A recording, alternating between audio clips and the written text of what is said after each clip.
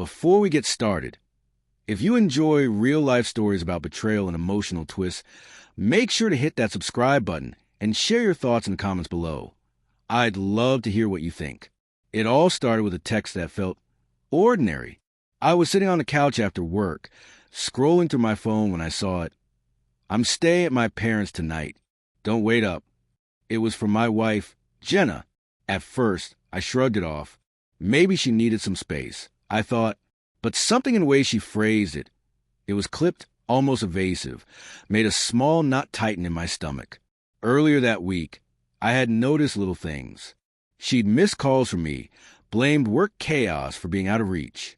Her laugh felt sharper, forced, and there were those fleeting moments when her phone would light up and she'd tense, quickly flipping it face down.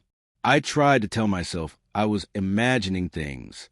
Maybe it was me, paranoid, insecure, but a whisper of doubt had lodged itself in my chest. That evening, I tried calling her, straight to voicemail. I left a casual message. "Hope you're okay. See you tomorrow." No response.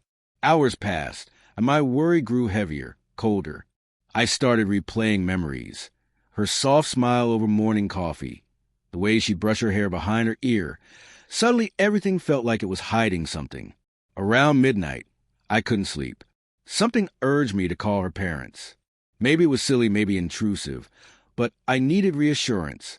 When her mother picked up, I asked lightly, "Is Jenna still there tonight?" There was a pause. Then her voice, quiet and hesitant. No. She isn't here." My heart stopped. I repeated myself more sharply this time. "She's not at home with you?" "No. She went out with a friend," her mother muttered, and I could hear the discomfort in her tone. My chest tightened, the knot from before twisting into pain. Something was wrong. I hung up, my hand shaking, and looked at her phone that was lying on the counter. Normally, I would never invade her privacy, but at that moment, I couldn't stop myself. My thumb hovered, then swiped. There it was, a string of messages I was never meant to see. Sweet, intimate messages with a man I didn't know. Inside jokes, flirty banter. Plans to meet tonight, the very night she said she was at her parents'. I felt nauseous. My living room, my home, suddenly felt foreign. Every laugh we'd shared, every gentle kiss, suddenly felt like a lie. My mind reeled. How long had this been going on? Was I so blind, so trusting that I missed the signs? The memory of her brushing past me earlier that day, hugging me a little too quickly, suddenly felt like an act. I wanted to confront her right then, to scream, to demand an explanation.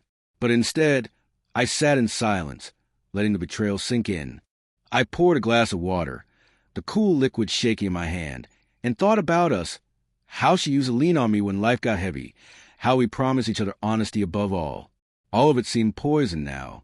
The next day, she came home, cheerful, acting as if nothing had happened. I watched her from the doorway, heart pounding, stomach twisting. I didn't speak. She called my name.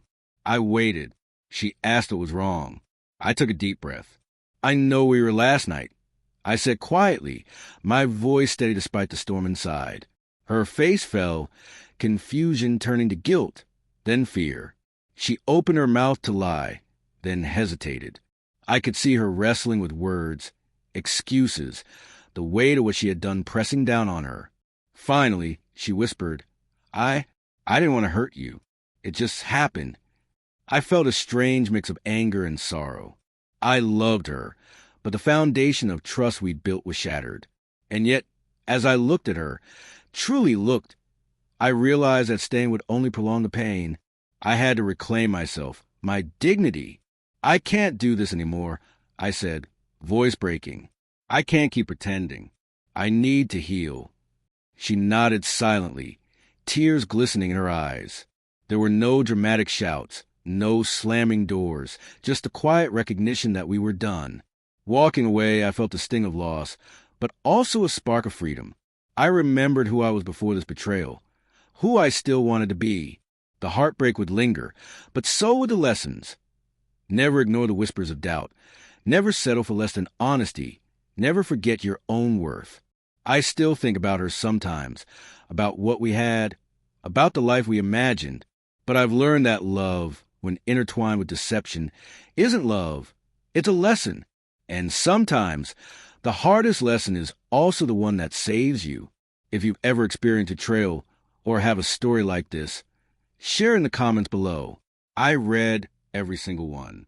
And if you haven't already, subscribe to follow more real-life stories that hit hard, make you think, and sometimes leave you a little raw, but a little wiser too.